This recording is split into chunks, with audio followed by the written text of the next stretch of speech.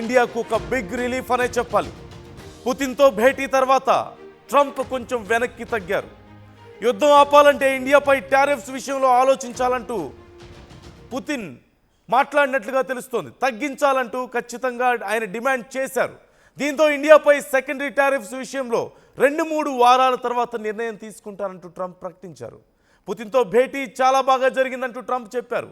పుతిన్తో మీటింగ్కు 10కి 10 రేటింగ్ ఇచ్చారు ట్రంప్. కానీ జరిగినటువంటి మీటింగ్ జరిగిన ఈ విధానం కానీ తర్వాత జరిగినటువంటి పరిణామాలు కానీ చూస్తుంటే ఖచ్చితంగా ట్రంప్ ఎక్స్పెక్ట్ చేసిన స్థాయిలో మీటింగ్ జరగలేదు అనేది మనకు క్లియర్గా అర్థమవుతుంది.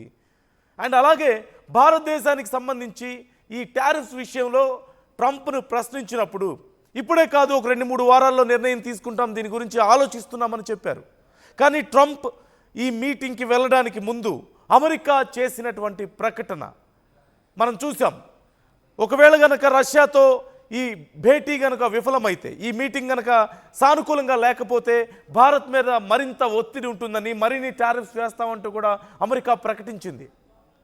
ఈ నేపథ్యంలో మీటింగ్ తర్వాత ట్రంప్ ఒక 2-3 వారాలు ఆలోచిస్తాం, తర్వాత నిర్ణయం తీసుకుంటామని చెప్పారంటే ఖచ్చితంగా ట్రంప్ వెనక్కి తగ్గాడు అనడంలో ఎలాంటి సందేహం లేదు.